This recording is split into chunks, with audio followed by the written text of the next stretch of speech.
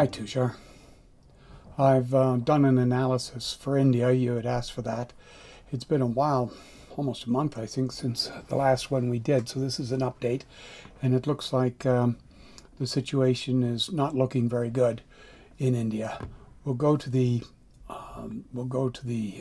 statistics. We'll take a look at the present statistics, and then take a look at the prediction, the predictive analysis. Here we are at the Stats Folio page. This is for India, and today is May 21st. I think the last date on that is May 21st. So the confirmed cases are at 118,000. There could be an increase of about 1,000 more than that. That's what this predictive number is. The recovered are now at 48,000, although there could be about 487, almost 500 more.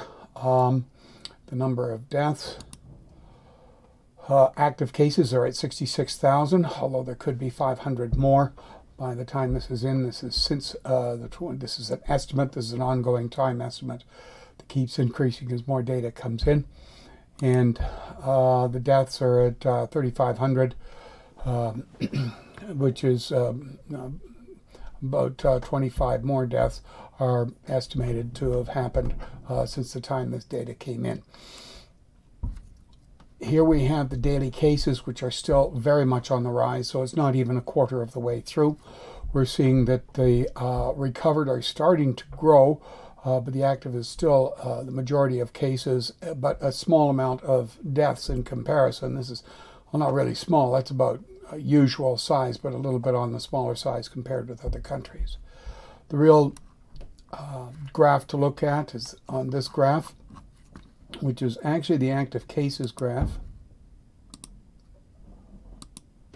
So this is the active cases graph, which is still going up. It does, the slope is still increasing here, so we still have a positive slope that is increasing, and it means that we have not yet reached the quarter mark or that first inflection point. So taking a look at this, I've then exported the data down and then put it into the analytical model, so we can look at the analytical model. This is the predictive model. As we see on the left, happens to be what is predicted on the right, is the actual data itself. So we're seeing that we have more than 100,000 cases at this time, which is just over 100,000 cases, and the scales on both sides are the same. So we have 100,000 cases in India at this time. And here we have the active cases. Now this scale goes over to 400 days, and this is just past 100 days on the right. So on the right is the data. This is the data that we have on the right of active cases, and so this is actually what has been measured with over 60,000 active cases. If let's see, that's at the date, which is about 110 days. Here we have it about 110 days would be here in the predictive graph, and we're at about it seems to have matched here with this particular model. So we would have over 60,000, 120, 50, 60,000. Yeah, it's fairly close to here, which means that it's not even at a quarter of the way through. You're about halfway to being a quarter of the way through, I'll put it that way. There could be as many as 300,000 active cases at one time. The deaths seem to match where this is at 110 days again. It's actually 113 days at about 3,500 deaths. 113 days. This actually does match, and we could have 250,000 people who die as a result of this disease in India. The growth rate, going to the growth rate, which is a lot because this is a dynamic model, and as a dynamic model, this is how quickly in red is how quickly the growth rate is falling, which is only at about 1.5%. It is only falling at about 1.5%, which is very, very slow compared to other countries. Other countries can be as high as 14%, or it could be as high as 10%. Canada is only at about 5%, and it's experiencing a lot of trouble and will have a lot of trouble because it's not killing off the growth rate fast enough.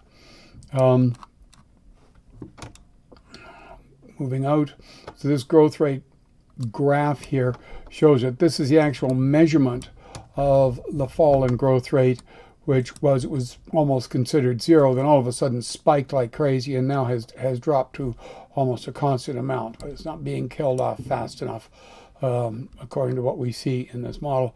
The death rate is at about 11%, death rate 11.5%, and would be around about here somewhere. So it was under control for about 40 days and then has skyrocketed, and it looks like it's trying to be brought down more and more under control by the medical system in India.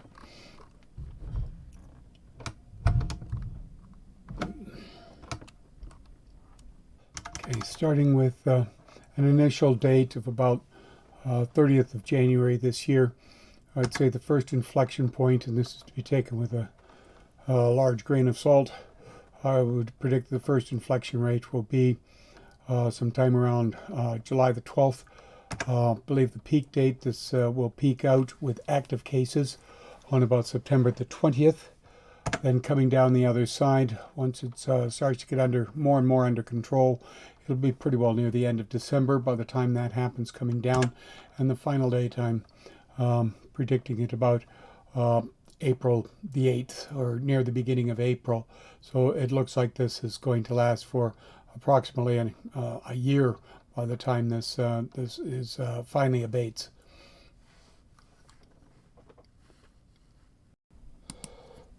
So it does not look very good. It looks like an awful lot of people will succumb to this disease, and that very slow growth rate is actually what's known as a cooperation factor of people who cooperate and so forth. Much of the problem is that people have to work in order to survive in India, and it becomes incredibly difficult to be able to quarantine, and that's why we're seeing these results.